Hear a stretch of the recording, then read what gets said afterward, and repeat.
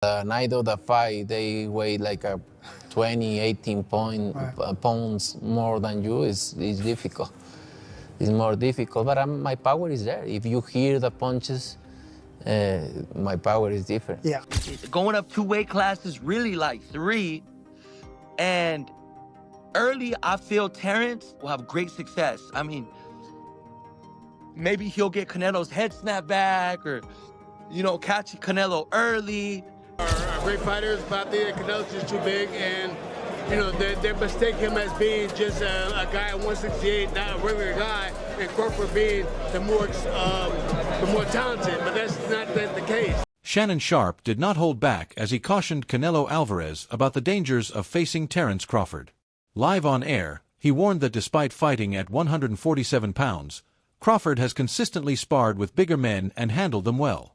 Sharpe stressed that Crawford is also moving up in weight, making him even more dangerous. His message to Canelo was clear.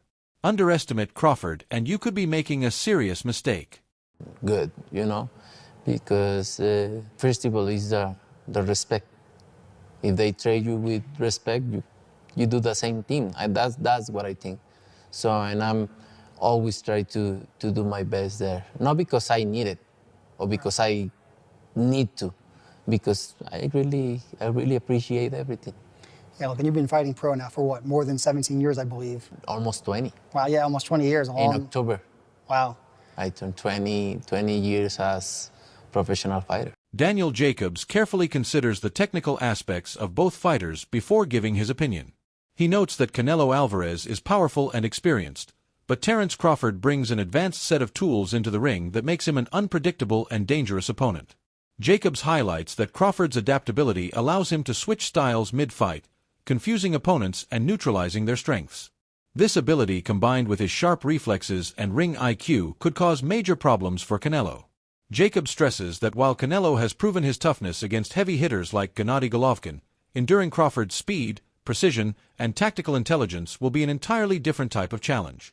For these reasons, Jacobs places his confidence in Crawford, believing his superior skill set gives him the edge. I ain't even seen Gamboa run from Terence. As a matter of fact, I ain't even seen Victor Postal run from Terence. We ain't seen Madrimov in his last fight run from Terence but Crawford. But we do see people running away from Canelo Alvarez.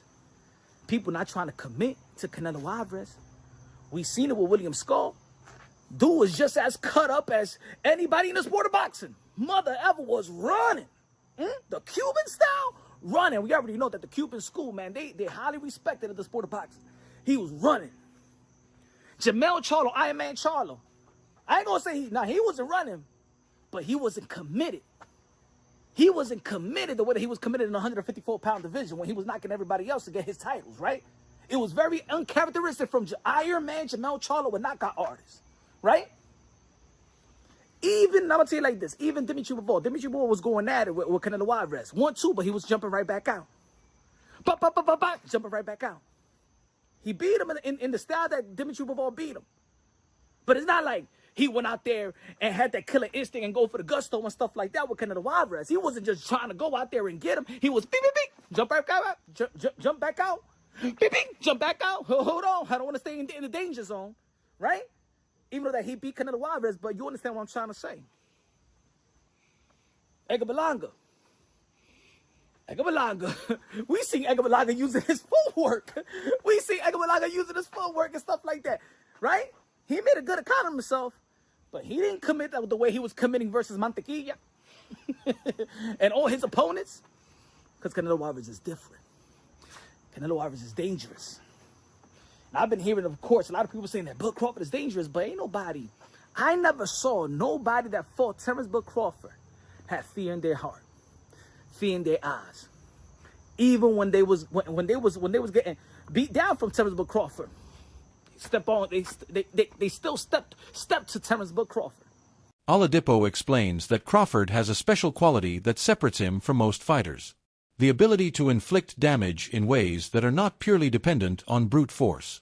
He believes Crawford's timing and accuracy allow him to land shots that opponents never see coming, making them more damaging than they appear on the surface. According to Oladipo, This quality is precisely why he favors Crawford in a matchup against Canelo. I think Canelo's gonna win, but I tell everybody, man, as a business standpoint, I think it's gonna be a draw if it goes the distance. But I see Canelo getting the stoppage. I don't think Crawford's gonna carry that weight well. Even if he did put on weight, I don't think that was a good idea, especially coming up from a smaller guy. But it's gonna be a great fight. Two brains in the ring. It's gonna be a good fight. Boozy Ennis praises Crawford's efficiency inside the ring, pointing out that every punch he throws has a clear purpose.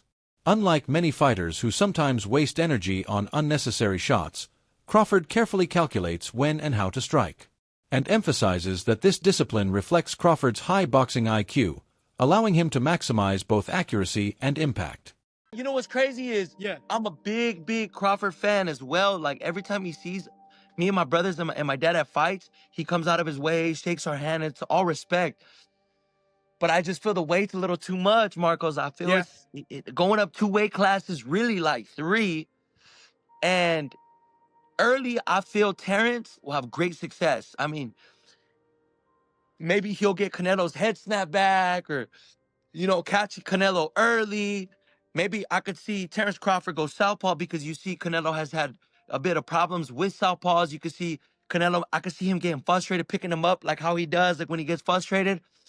But I say 6th, 7th, 8th round on up, I think he'll figure him out. And we need Canelo to get a stoppage, if not get a get a knockout. I think it'll be great for Mexico and it'll be great for Razas. But I got Canelo, coming out with the victory. Diego Pacheco provides a balanced assessment by acknowledging both fighters' paths to victory. He points out that Crawford, with his sharp technique and defensive awareness, is more likely to accumulate points across 12 rounds rather than stopping a fighter as resilient as Canelo. On the other hand, Pacheco recognizes Canelo's immense power, particularly to the body, which gives him a legitimate chance of scoring a knockout if he connects cleanly. Pounds, right? And again, stark contrast to what Terence Crawford is having to deal with. He is fighting guys, and when I say cutting down from 190, probably in the ring at 190 pounds, much less cutting down from it. Crawford's probably used to being hit by guys like Sean Porter, who, maybe 160 pound on fight night. The difference is just night and day. So I was thinking, how in God's name are you going to get around that?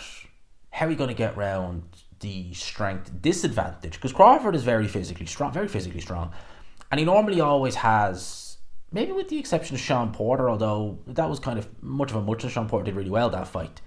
He's normally always had the physical strength advantage, very physically strong as Terence Crawford. And I just remember thinking, how are you going to get around that? You're used to hitting guys and they get hurt. Alvarez has been hit by Danny Jacobs. He's been hit by Triple G. He's been hit by Bivol, Kovalev, Callum Smith, etc., etc., etc. Big punching guys who are a lot bigger than Terence Crawford. Granted, not skillful, a lot bigger. So again, I'm thinking, how are you going to get around this? Well, Crawford has released a couple of training clips, and in those training clips, yikes, he's looking good for one.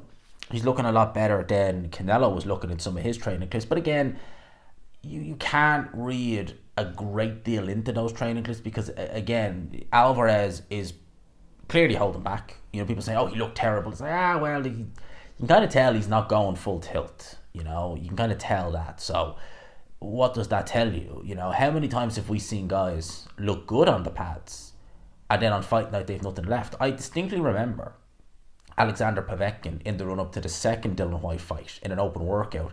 Ade Oladipo reflects on Canelo's career trajectory, noting that while the Mexican star remains elite, he is no longer the same unstoppable force he once appeared to be. He recalls the Golovkin rematch in 2018 as the peak version of Alvarez.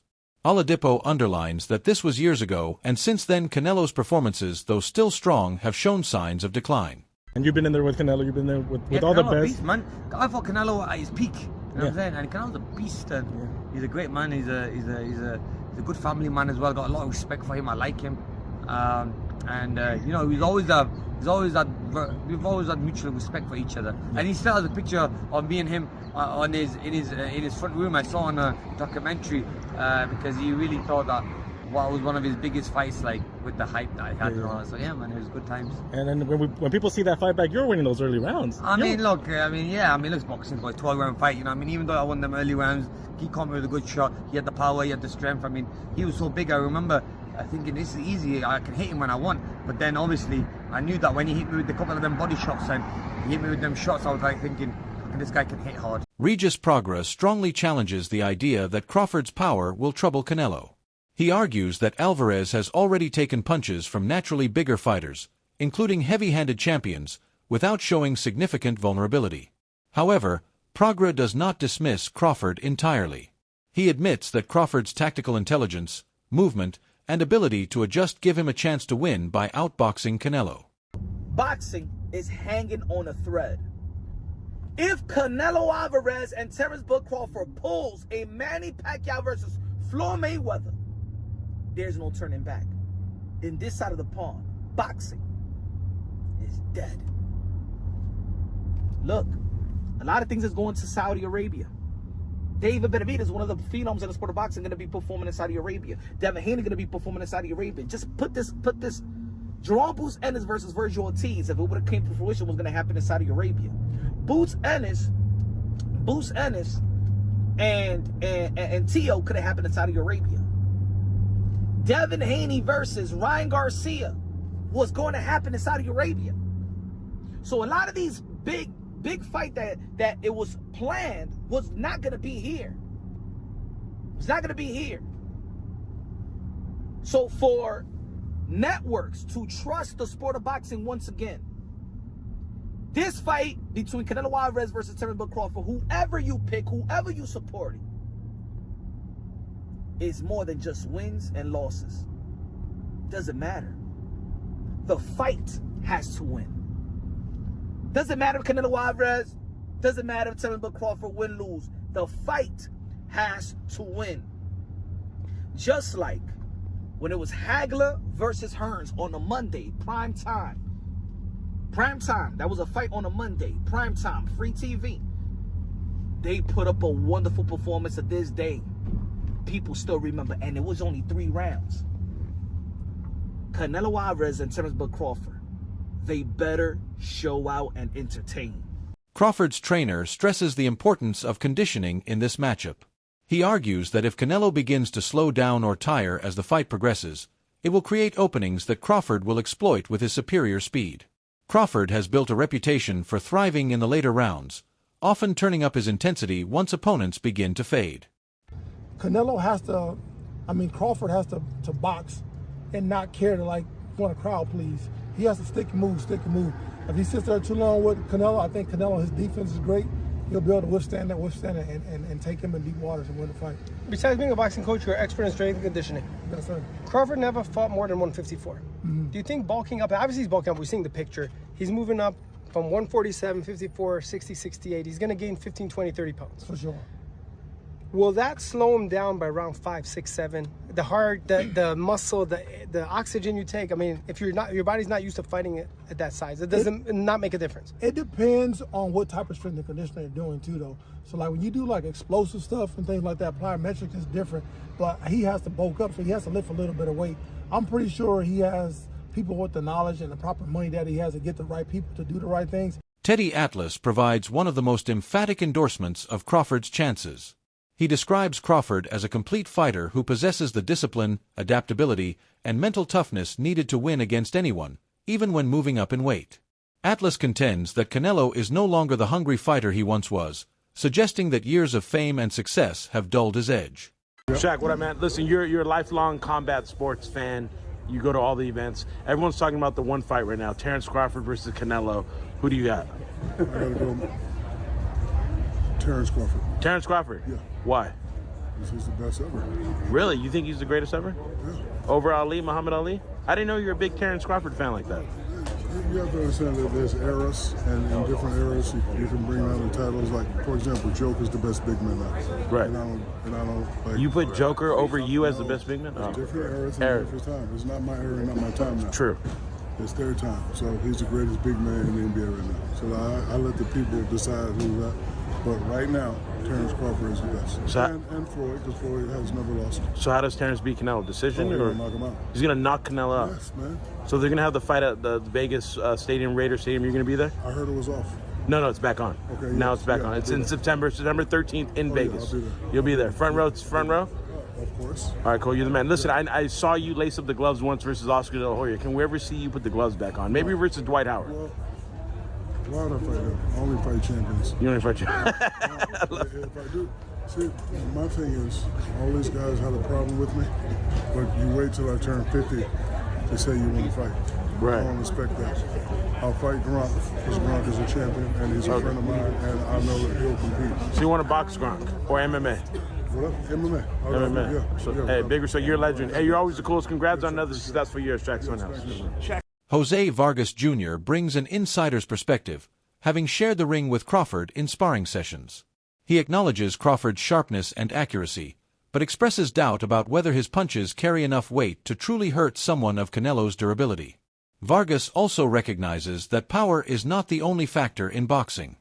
So Canelo's most recent opponent, former IBF 168-pound champion William Skull, spoke about the upcoming Canelo vs. Crawford fight, as well as his experience fighting Canelo, with him citing that he was robbed and everybody knows it. William Skull, whose style of fighting received heavy backlash, also said that the way he fought was all part of their master plan. Skull, who was galloping a lot, said that the whole idea is to make sure that Canelo keeps on missing, in which William Skull himself argues that he was successful in achieving. He also said that the whole experience of facing Canelo Alvarez was bittersweet because despite not getting hit by Canelo, for some reason he still ended up losing, once again insisting that he was robbed. Now, when asked about his prediction for the upcoming Canelo vs. Crawford fight, William Skull kept it safe and vague without choosing a winner. That's it for today's video. Stay tuned. Until next time.